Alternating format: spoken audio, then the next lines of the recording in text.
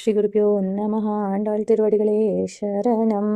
உங்கள் புலை கடை தோட்டத்துவாவியுள் செங்கல்து நீர்வானிகழ்ந்து ஆம்பல் வாழ் கூம்பின காய்கள் பொடி கோடை வெண்பல் தவர் தங்கள் திரு கோயில் சங்கிடுவாய் போதன்றார் எங்களை முன்னம் எழுப்புவாய் வாய் பேசும் நங்காய் எழுந்திராய் மானாதாய் நாவுடையாய் சங்கோடு சக்கரம் எந்தும் தடக்கையன் பங்காய ಕಣ್ಣಾನೈ ಪಾಡೆಲೋರೆಂಬವಾ.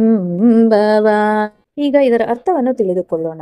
ನಿಮ್ಮ ಮನೆಯ ಹಿತ್ತಲಿನ ತಣ್ಣೀರಿನ ಕೊಳದಲ್ಲಿ ತಾವರೆ ಹೂಗಳು ಅರಳುತ್ತಿವೆ, ನೈದಿಲೆ ಹೂಗಳು ಮುಚ್ಚಿಕೊಳ್ಳುತ್ತಿವೆ. ಅಂದರೆ ಸೂರ್ಯೋದಯವು ಸಮೀಪವಾಯಿತು. ಇಟ್ಟಿಗೆ ಪುಡಿ ಬಣ್ಣದ ಕಾವಿ ಬಟ್ಟೆಯನ್ನು ಧರಿಸಿರುವ ತಪಸ್ವಿಗಳು ತಮ್ಮ ದೇವಸ್ಥಾನದಲ್ಲಿ ಪೂಜೆಗಾಗಿ ಬಾಗಿಲು ತೆರೆಯುತ್ತಿದ್ದಾರೆ. ಅಂದರೆ ಸಂಪೂರ್ಣ ಬೆಳಗಾಗುತ್ತಿದೆ. ನೀನೇ ಬಂದು ನಮ್ಮನ್ನೆಲ್ಲ ಎಬ್ಬಿಸುವಾಗಿ ಹೇಳಿದ್ದವಳು.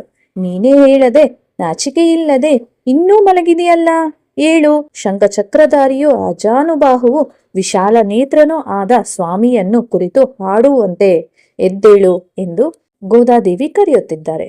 ಆಂಡಾಳ್ ತಿರುವಡಿಗಳೇ ಶರಣಂ. ಶ್ರೀ ಗುರುಭ್ಯೋ ನಮಃ.